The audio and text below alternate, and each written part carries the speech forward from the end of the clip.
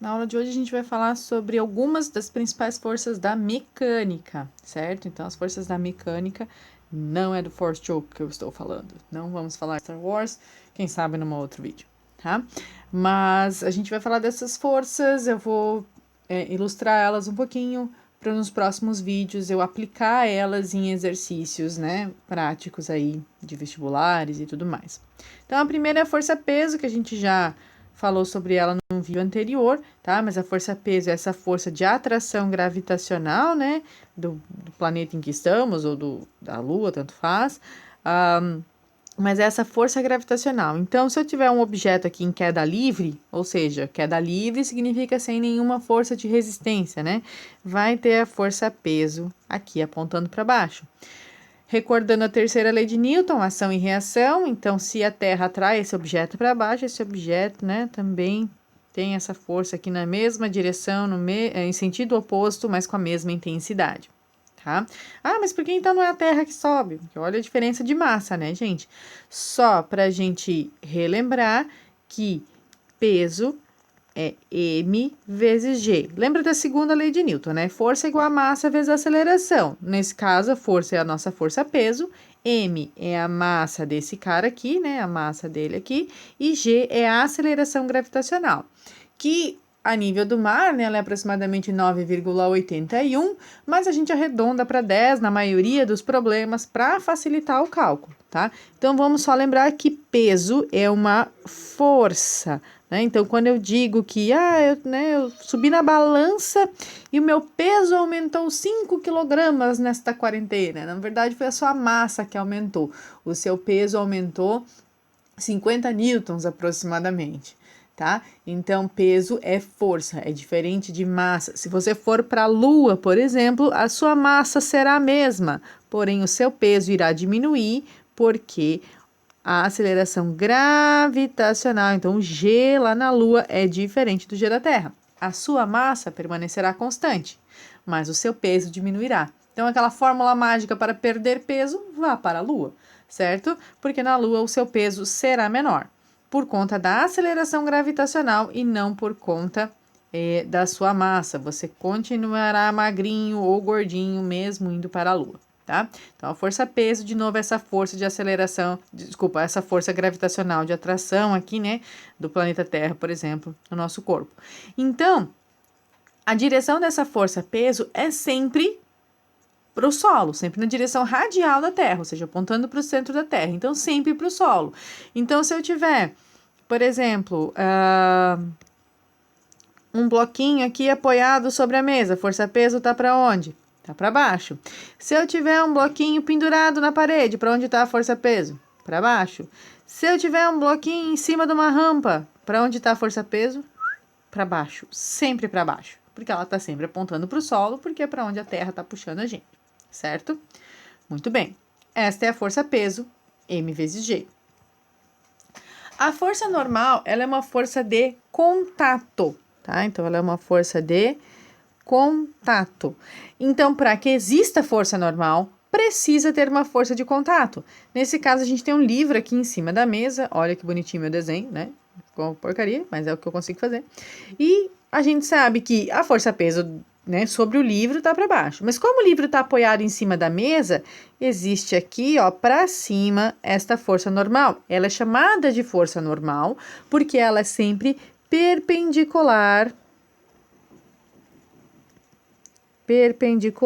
para quem não lembra, perpendicular que faz 90 graus, com a superfície de contato, tá? Lembrando que, por que nessa figura aqui não tinha força normal? Porque esse cara estava em queda livre, ele não está em contato com nada, então ele não tem força normal. Aqui, esse cara está em contato com a mesa, então eu estou olhando só para o livro, tá? Não estou fazendo aqui ação e reação de ninguém, eu estou só olhando as forças sobre o livro. Tem a força normal de contato com a mesa e tem aqui para baixo a força peso de atração gravitacional. E é por isso que esse livro fica em repouso em cima da mesa, porque as forças que estão atuando sobre ele estão em equilíbrio, né? A força-peso está puxando ele para baixo, mas a mesa está empurrando ele para cima, exercendo uma força normal. Então, essas duas forças estão se anulando e o corpo permanece em repouso. Lembra da primeira lei de Newton? né? Se o resultante das forças for igual a zero, o corpo permanecerá em equilíbrio, nesse caso estático, tá? Então, a força normal é uma força de contato. Se o negócio estiver caindo, se o negócio não estiver encostando, não tem força de contato, logo não tem força normal. E ela é chamada de normal justamente porque ela é perpendicular a essa superfície. Então, vamos imaginar essas situações aqui, né? Um bloco apoiado sobre uma superfície assim. Cadê a força normal? Lá para cima, né? A força peso sempre para baixo. O bloco tá apoiado na parede aqui, né? Eu tô segurando ele. A força peso tá para baixo, a força normal tá para cá. Para que ele fique aqui paradinho ainda, eu tô empurrando ele para lá, né? Fazendo uma força F aqui para a esquerda e tem uma força de atrito ainda para lá, mas eu não vou entrar nesses detalhes porque a gente ainda não comentou sobre a força de atrito. Se eu tiver num bloquinho num plano inclinado, então a força peso está para baixo, olha aqui para onde está a força normal, para lá, porque ela tem que fazer aqui, ó, 90 graus com a superfície, tá? Então a força normal, de novo, ela é uma força perpendicular à superfície de contato, ela é uma força de contato, tá? Cadê a reação?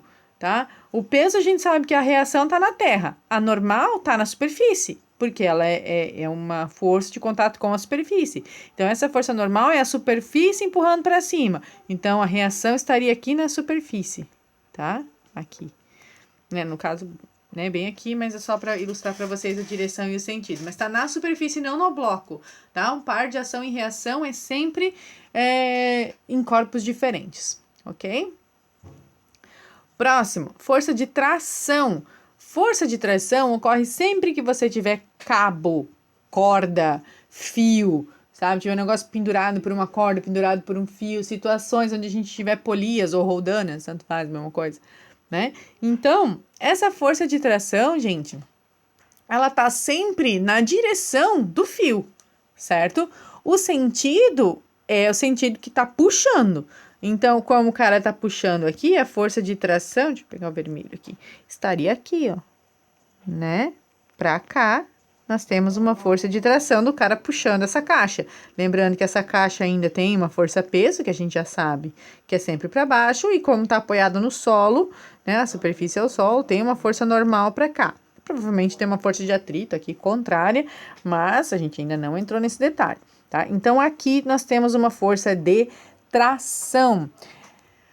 Essa intensidade, gente, em qualquer ponto da corda vai ser a mesma. Então, aqui, ó, tá vendo que mudou a direção, né? Porque ele tá apoiando sobre o ombro. Mas aqui, ó, é a mesma força, que tá na mesma corda, né? Pela terceira lei de Newton de ação e reação, você não tem como ter forças diferentes aqui. Então, sempre que estiver na mesma corda, vai ser a mesma força, tá? Então, a gente vai resolver problemas de polia e roldana, né? Outros problemas também com tração, mas eu vou deixar para os exemplos. Mas lembrem-se disso, a força de tração sempre acontece na direção do fio, tá? E o sentido sempre de puxar o objeto que está ali, tá? A intensidade vai determinar de cada problema. Não posso afirmar nada assim de cara, obviamente, tá? Mas sempre que tiver corda, fio, cabo, você vai ter força de tração. Ainda existem outras duas forças bem importantes, que é a força elástica, mas eu vou gravar um vídeo especial de força elástica. Existe ainda a força de atrito, que também merece um vídeo especial só para ele, porque já é um pouquinho mais complexo, né, a força de atrito. A gente ainda eu vou gravar um vídeo especial para vocês só com polias e roldanas e também de plano inclinado, tá? Então, esse aqui é o de agora e até o próximo vídeo.